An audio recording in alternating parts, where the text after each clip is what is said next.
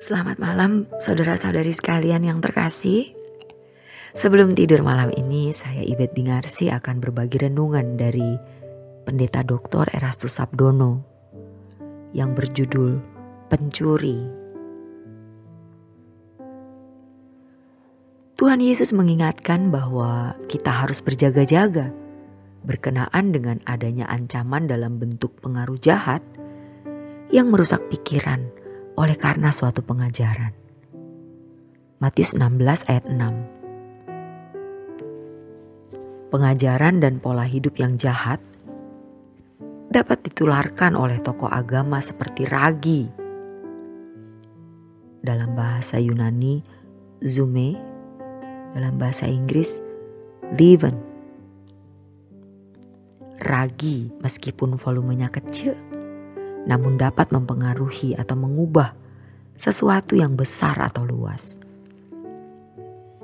Bagi orang Farisi, dalam teks ini menunjuk pengaruh negatif melalui pengajaran dan sikap hidup yang ditunjukkan oleh rohaniwan-rohaniwan palsu.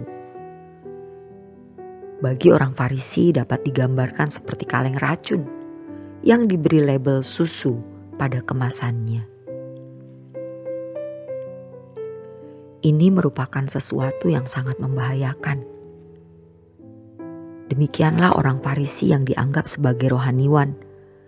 Ternyata mereka mengajarkan sesuatu yang bertentangan dengan kebenaran. Keadaan ini membuat semakin banyak rakyat Israel menjadi sesat. Kasus tersebut juga bisa terjadi di zaman sekarang.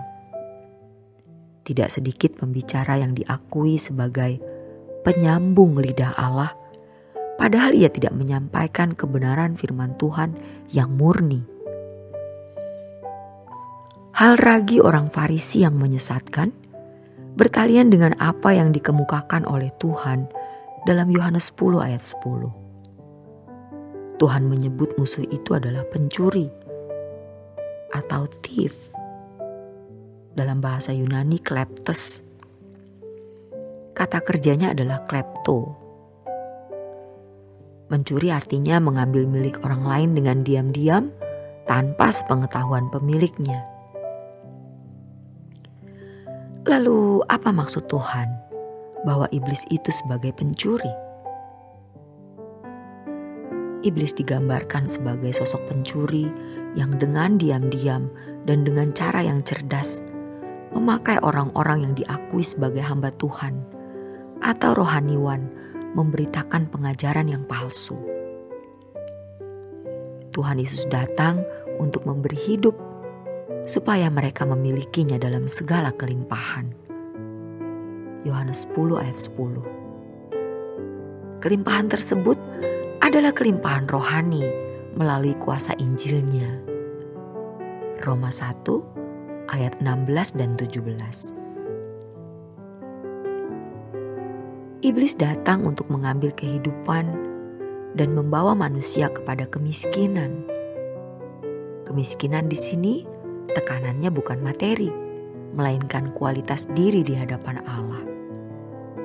Iblis berusaha membuat banyak orang tanpa sadar mengonsumsi pemberitaan pengajaran yang palsu. Dalam kecerdikan dan kelicikannya, iblis membentuk karakter seseorang dalam waktu panjang sehingga orang tersebut tidak dapat diperbaiki lagi. Tanpa disadari oleh banyak orang, melalui segala sesuatu yang didengar, dilihat, dan diajarkannya, mereka mengonsumsi racun yang membawa diri mereka kepada kematian. Dalam taraf tertentu, jiwanya tidak bisa diperbaiki lagi. 2 Timotius 4 ayat 3 dan 4. Fenomena ini terjadi pada orang-orang Kristen yang sudah lama hidup dengan cara berpikir anak-anak dunia, sehingga mereka tidak mampu lagi mengenakan kebenaran Tuhan. Dalam lingkungan gereja, banyak jemaat telah diracuni oleh pengajaran yang salah dan tertulari spirit yang terpancar dari pembicara yang hidupnya tidak sesuai dengan kesucian Tuhan. Ini yang disebut sebagai ragi. Dalam kegiatannya, iblis mencuri dengan memakai orang-orang sebagai pelaksananya.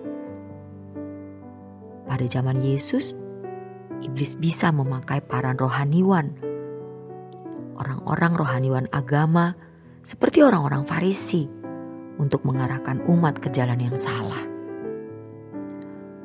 Dalam pernyataannya, Yesus berkata, "Aku berkata kepadamu, sesungguhnya akulah pintu ke domba-domba itu.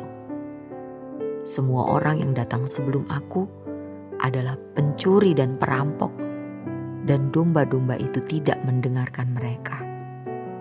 Yohanes 10 ayat 7 dan 8.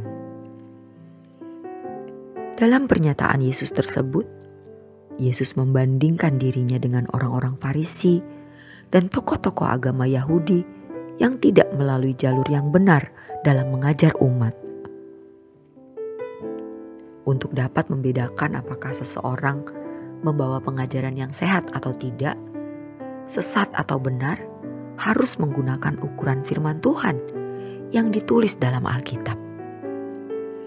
Ukurannya bukanlah melakukan lahiriah orang, juga bukan kelakuan lahiriah dari yang mengajarkan kebenaran tersebut semata-mata. Memang pada akhirnya kita dapat membedakan nabi palsu atau tidak tergantung dari buahnya. Matius 7 ayat 15-23. Namun dalam kondisi tertentu kita membutuhkan klarifikasi segera atau secepatnya sebelum kita terjebak lebih parah ke dalam penyesatannya. Untuk itu, kita harus menggunakan Alkitab sebagai tolak ukurnya. Harus dipahami bahwa iblis bisa mengelabui orang Kristen dengan cara-cara yang sangat cerdik. Pengajar-pengajar palsu akan ditampilkan sebagai orang baik, lemah lembut, mengadakan mukjizat, dan lain sebagainya. Dengan demikian, ia dapat menyesatkan banyak orang. Hal ini disuarakan jelas oleh Yohanes dalam suratnya, bahwa berhubung banyak nabi palsu pergi ke seluruh dunia, maka kita harus menguji setiap roh. 1 Yohanes 4 ayat 1. Terkait dengan hal ini, Rasul Paulus mengatakan agar orang percaya bersikap tegas kepada mereka yang mengajarkan Injil dan Yesus yang lain. 2 Korintus 11 ayat 2-4. Hal ini menunjukkan bahwa kita harus bersikap tegas terhadap pengajaran yang tidak sesuai Alkitab. Pada dasarnya, ciri pengajaran yang sesat adalah tidak menekankan kesucian hidup untuk serupa dengan Yesus, tetapi menekankan pada berkat-berkat jasmani dan mukjizat.